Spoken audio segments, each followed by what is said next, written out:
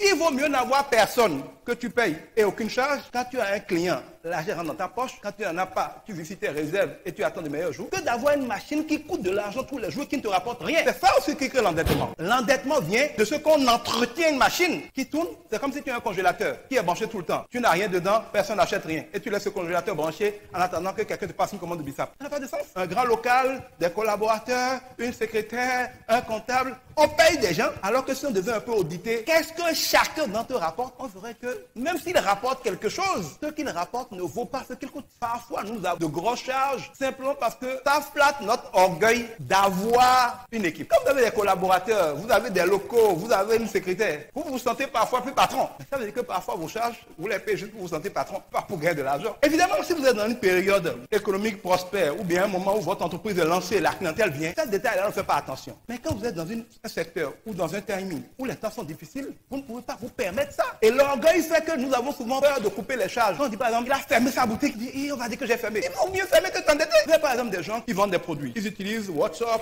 Facebook pour communiquer avec leurs clients. Les clients achètent beaucoup en ligne quand même. Ils décident que pour grossir, ils vont maintenant avoir leur boutique. C'est une erreur dans la plupart des cas. C'est une grosse erreur. Et beaucoup de gens coulaient comme ça. Nous sommes dans un monde qui change. Les gens bougent beaucoup. Les gens ne sont plus fixes. Le monde est aujourd'hui à portée de ton téléphone. Si tu peux rester dans ta maison, le même endroit où tu dors, le même endroit où tu as tout, tu ne vas pas payer des loyers, tu ne vas pas payer de secrétaire, tu ne vas pas payer de comptable. Tu peux rester chez toi et tu annonces tes produits sur ton téléphone. Si quelqu'un n'achète pas, t'en fous.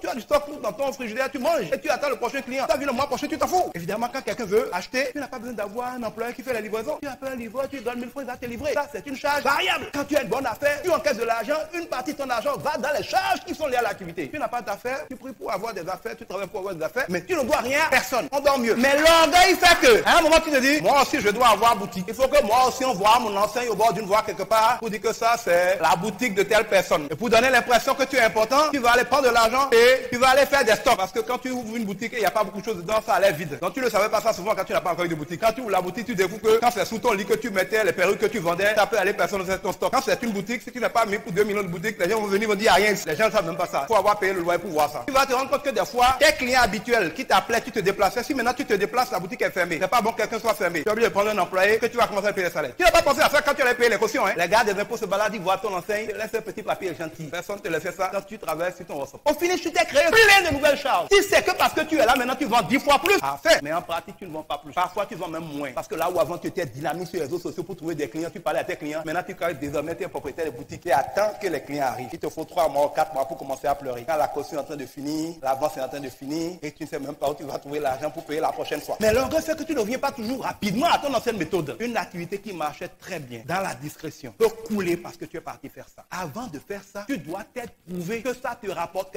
Combien ça te coûtera beaucoup plus de créer tous ces charges fixes à souci et être sûr que ça rapporte vraiment 3 fois, 4 fois ce que ça va te coûter de manière garantie. Sinon, ce n'est pas la peine. Mais les gens ne font pas ces calculs. Ce qui est bon aujourd'hui dans le monde d'aujourd'hui, c'est qu'avec les réseaux sociaux, on peut faire des affaires sans charge fixe. À part d'avoir une connexion internet, tu te réveilles quand tu veux, tu te couches quand tu veux, tu fais tes affaires. On ne te voit pas, tu ne peux pas faire le malin dans ma boutique à quelque part. Mais tu fais du chiffre tranquille. Ce n'est pas toujours plus rentable d'aller créer des charges fixes. Je ne dis pas qu'il ne faut jamais créer des charges fixes. Il peut y avoir des cas où tu fais l'analyse, tu as la preuve que au point où tu atteins, là, par exemple, supposons que tu vends des trucs comme ça. Tu as plein de clients qui viennent du Nigeria. Alors que toi, tu es quelque part à Cala. Ils disent vraiment, on voudrait avoir un endroit où quand on veut venir chercher les choses, on vient. Tu vois ces clients qui achètent tel montant par semaine. Et tu sais que leur clientèle est garantie. Ils t'ont dit, mais un point au moins quelque part, ou quelque part, mais c'est bon, va venir. Et tu sais que c'est sûr. Tu fais tes calculs de combien tes clients se rapportent, combien le fait de vous, ça va te rapporter. Ça peut être une stratégie d'extension logique que de créer ça. Mais juste parce que tu penses que c'est mieux d'agrandir l'activité, que maintenant tu es devenu grand, allez se créer des charges si ça ne vaut rien. Aujourd'hui, il y a ce qu'on appelle le coworking. Il y a des gens qui ont de beaux immeubles avec des bureaux luxueux, 10 fois plus luxueux que tu ne peux le faire toi-même. Tu signes un contrat avec eux. Il est possible que par exemple, quand tu as du courrier, ce soit là-bas qu'on te le dépose. Il est possible que tu t'entendes avec eux, l'adresse de ton entreprise, ce sera là-bas. Quand toi, tu n'es pas là-bas, tu ne payes rien. Mais quand tu viens, si tu veux utiliser le bureau, bien la salle de conférence pendant 1 heure de temps, on va te faire une petite facture, peut-être 10 000 francs, 15 000 francs, tu payes. Le jour où tu as rendez-vous avec un grand client, tu donnes rendez-vous là, vous rencontrez là dans des bureaux luxueux, tu fais la réunion avec lui, tu t'en vas, c'est tout. Ça, c'est des charges variables au lieu d'aller mettre des millions pour dire qu'on veut investir dans un gros bureau.